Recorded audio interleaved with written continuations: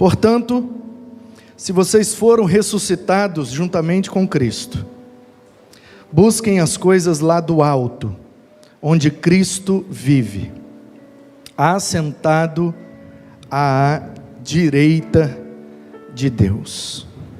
Pensem nas coisas lá do alto, e não nas que são aqui da terra, porque vocês morreram, e a vida de vocês está oculta, escondida, juntamente com Cristo em Deus.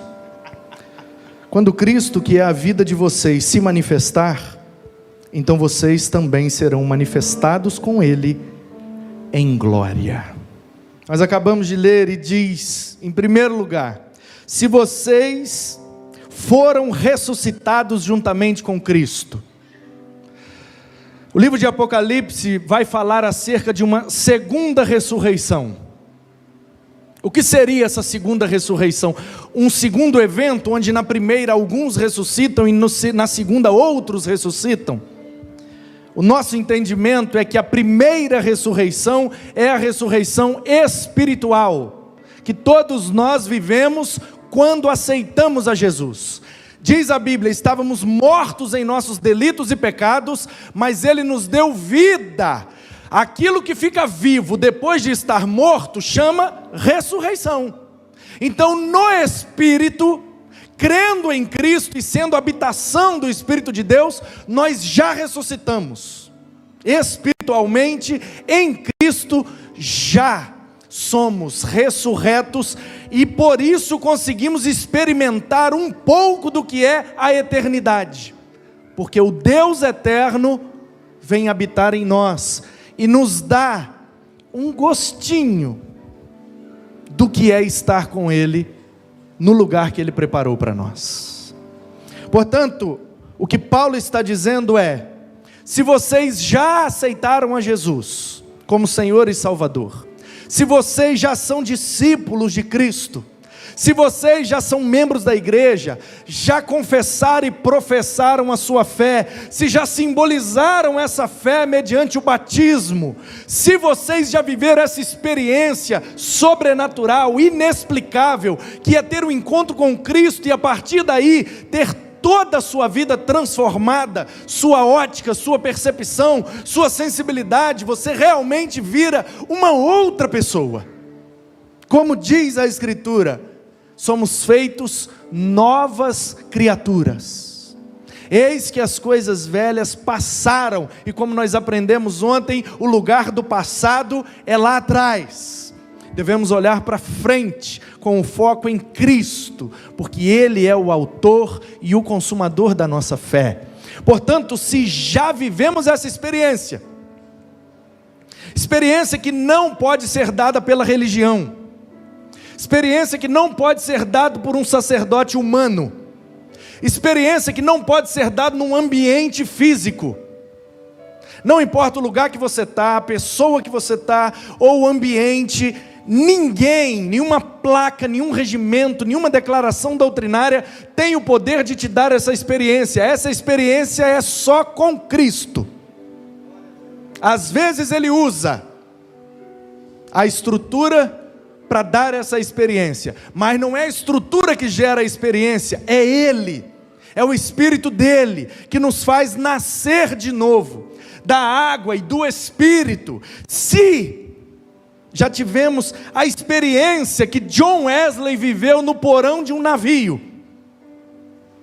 John Wesley saiu da Inglaterra, sacerdote, pastor, ministro do Evangelho, da igreja anglicana, a igreja protestante, por assim dizer, da Inglaterra.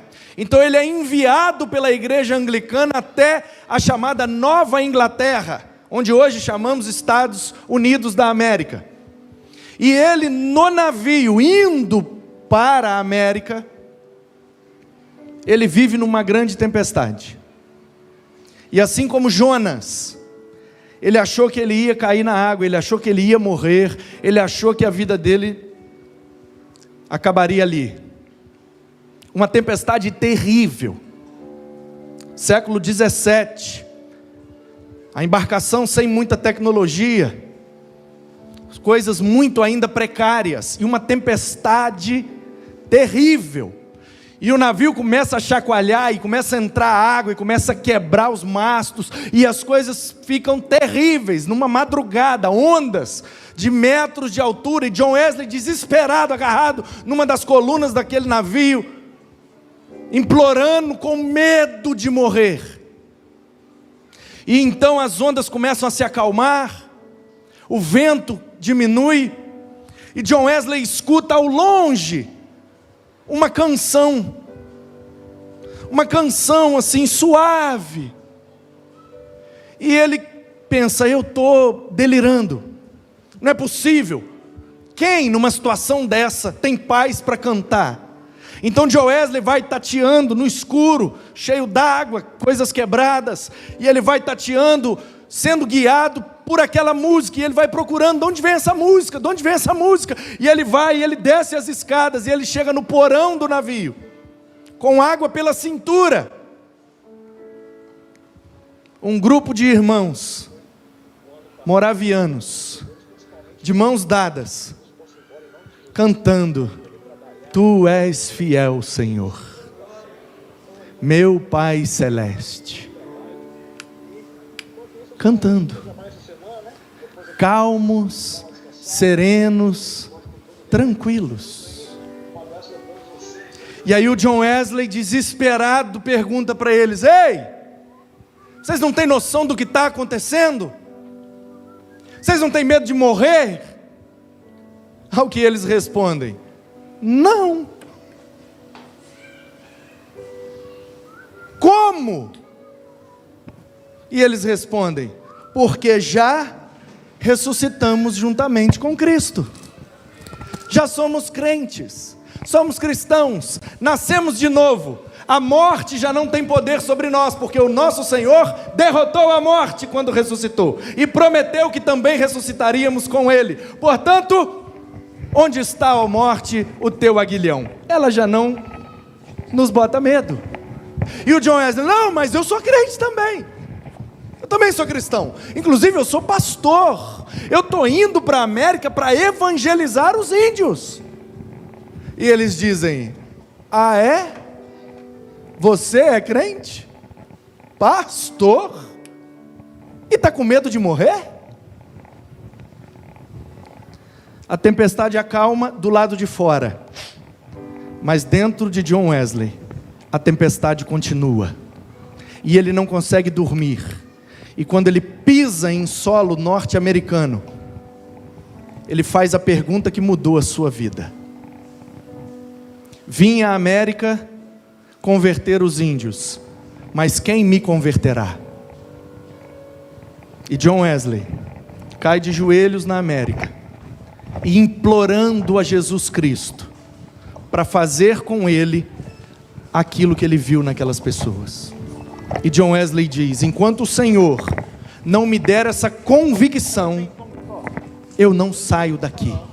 Eu não vou pregar para ninguém, eu não vou falar para ninguém, eu não vou fazer missão nenhuma, eu vou ficar aqui prostrado, porque eu quero ter aquela segurança, aquela convicção, sobretudo aquela paz que aqueles irmãos sentiam naquele momento. Portanto, queridos, John Wesley ali de joelhos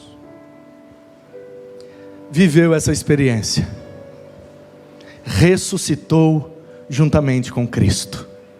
O espírito dele, adormecido pelo pecado, ressuscitou pelo poder de Jesus.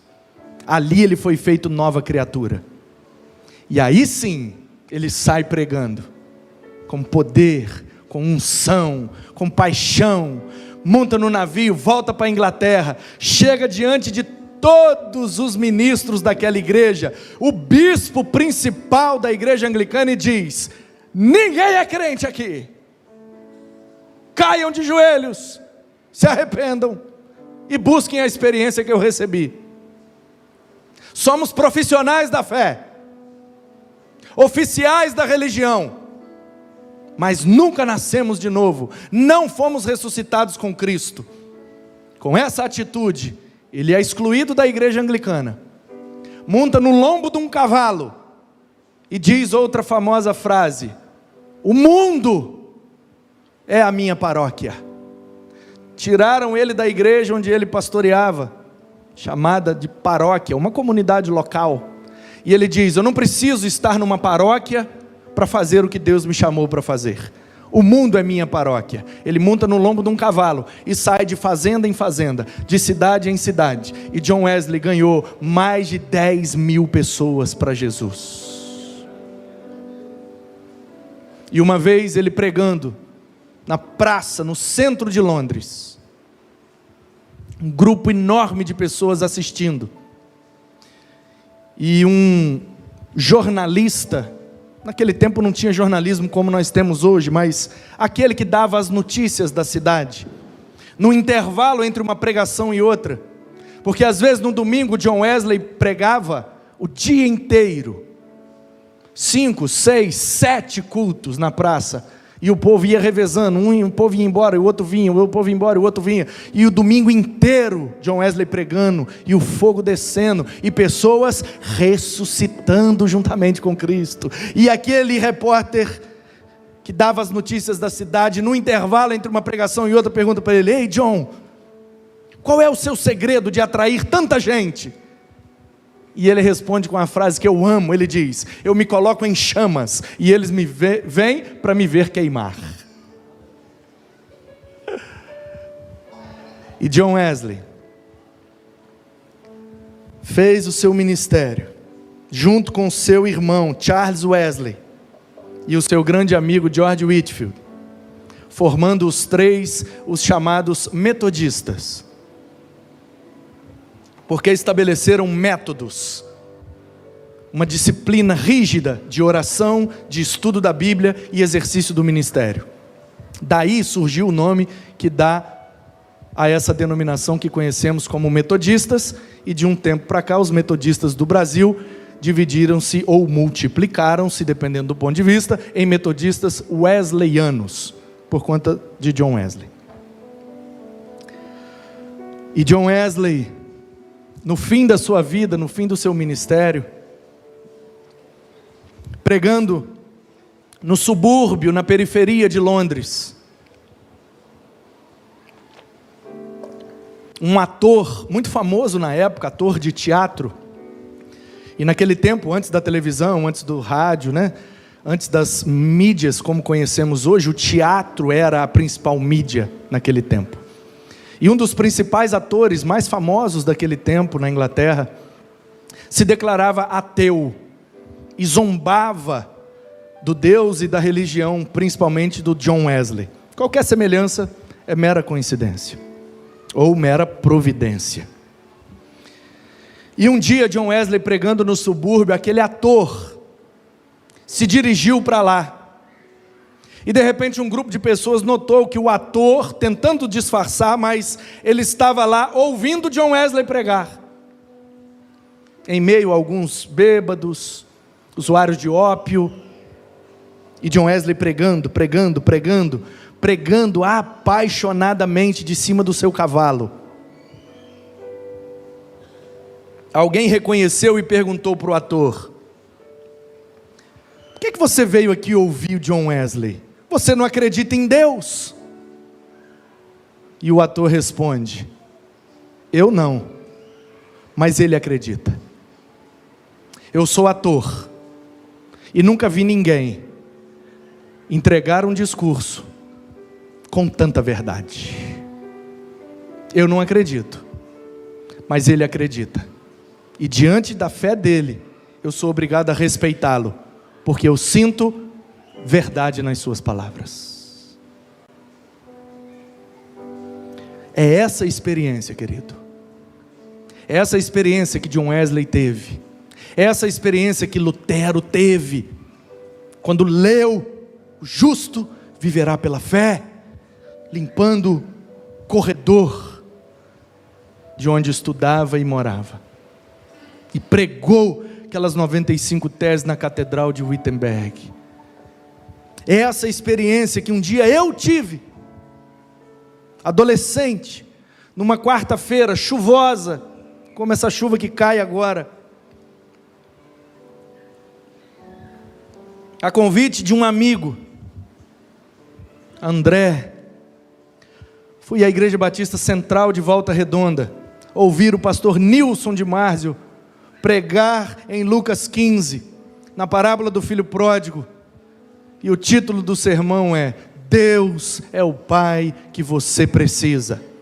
E naquela noite, naquela quarta-feira chuvosa, eu lá no último banco ali à esquerda, mais ou menos onde está o Márcio ali, com a Marluce, de lá, pastor na frente, uma igreja grande, gigante, eu quase não vi o pastor pequenininho lá na frente, e ele disse: filho pródigo, volte para casa, que o pai te espera de braços abertos.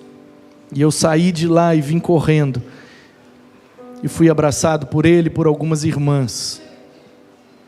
Chorei profundamente naquela noite, e ali eu fui para casa, e começou então a minha história de transformação, depois que eu fui ressuscitado juntamente com Cristo. Portanto, a primeira coisa que a gente precisa pensar para o próximo ano é: qual é o nosso ponto de partida? De que lugar a gente vai começar o ano? A proposta da Escritura é: ressuscitados juntamente com Cristo.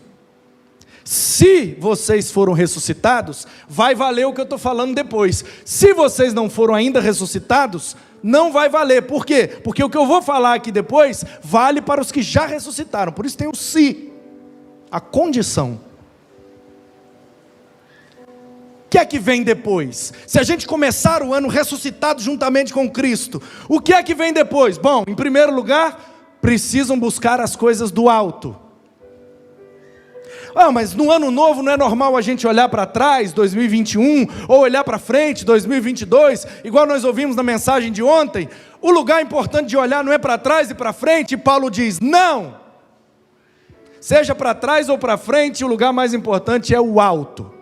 Olha para cima, porque no passado tem problema, no futuro também tem outros nos esperando, mas para cima tem aquele que nos sustenta e vai nos conduzir por mais esse ano que se inicia. Não importa a adversidade, nós estamos vencendo uma pandemia mundial. Nós somos como aqueles moravianos, que a tempestade está comendo lá de fora, mas aqui dentro não tem tempestade. Por quê? Porque a paz de Deus, que excede todo entendimento, nos guarda em Cristo Jesus. E Cristo está no alto, está à destra do Pai, e é de lá que Ele derramou o seu Espírito, e através desse Espírito Ele nos conduz todo dia.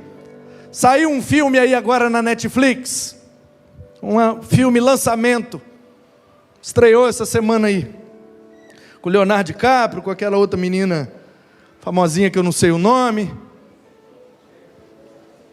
com mais uns outros atores lá, e o nome do filme em português é Não Olhe para Cima. Quem já assistiu esse filme aí? Levanta a mão. É uma comédia, uma sátira, uma paródia, e, pasmem, foi rodado antes da pandemia. Graça comum, Deus está falando, e usando quem Ele quer. O nome do filme é Não Olhe para Cima. Por quê?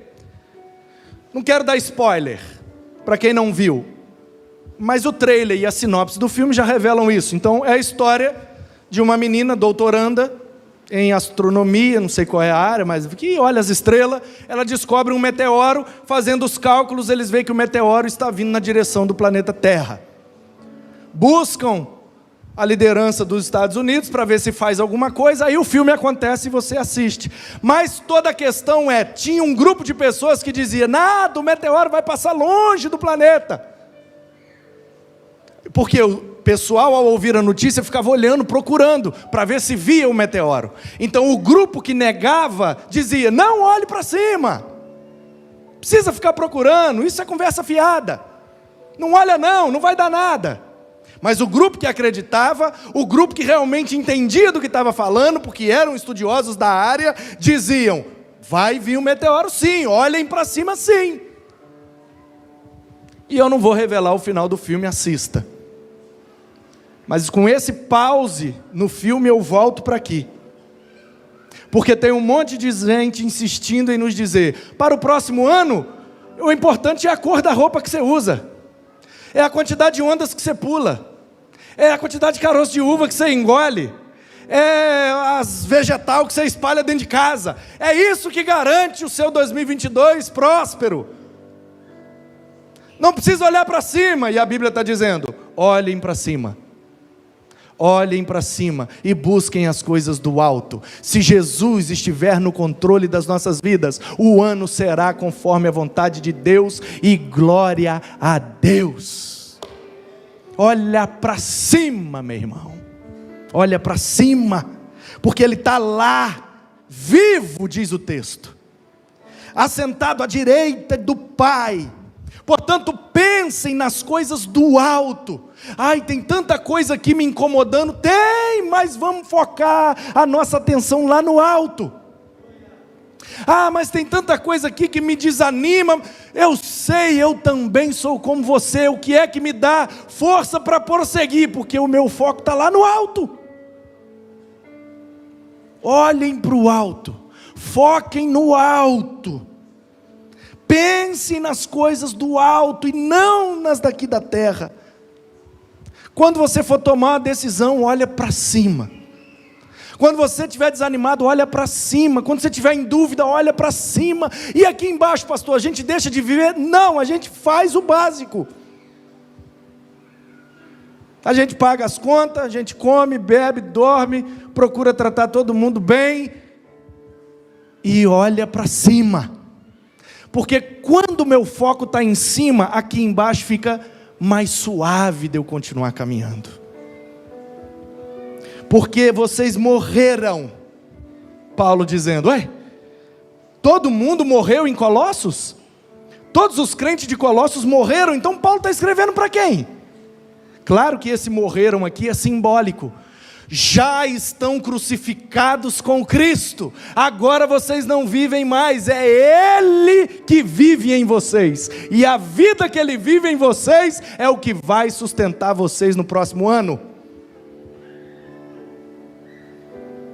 Morto não tem vontade, morto não tem opinião, morto não faz crítica, morto não faz fofoca, morto só recebe elogios. Já foi no sepultamento de alguém? É sempre assim.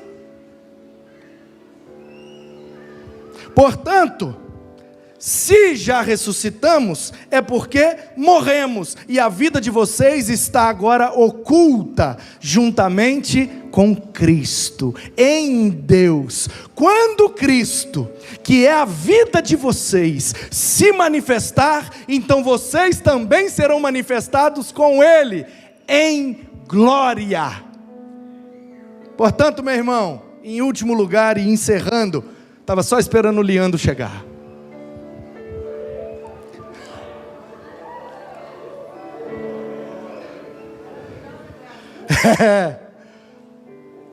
Quem está comigo?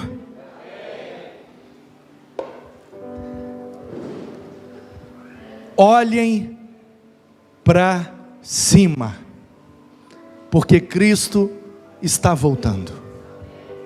E quando Ele se manifestar, então nós também seremos manifestos juntamente com Ele, porque já ressuscitamos juntamente com Ele.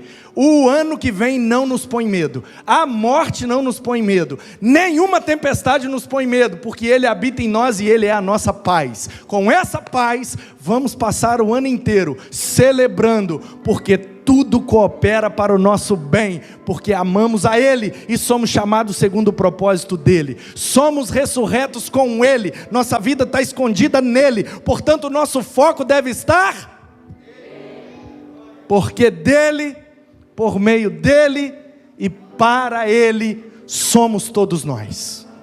Feliz 2022, que Deus te abençoe, Que o ano seja maravilhoso e que você seja muito usado por Deus, para a glória de Deus, e que seja um ano de bênção, que seja um ano de vitória, que seja um ano de prosperidade, que seja um ano de santidade, que seja um ano de ministério, de vocação, de voluntariado, que seja um ano de trabalharmos, que seja um ano de não darmos lugar ao diabo, que seja um ano de usarmos nossa boca para abençoar, profetizar, pregar e testemunhar de Jesus, que seja o ano de sermos igreja, que seja o ano de sermos uma agência do reino de Deus nesse lugar, que seja o ano de sermos discípulos de Cristo, que seja o ano de confiarmos na graça do Senhor, que o amor do Pai, a graça do Filho e a comunhão do Espírito nos una de tal forma, que 2022 será um caminho que percorreremos, guiados por Cristo, focados no alto, de onde Ele continuará nos abençoando,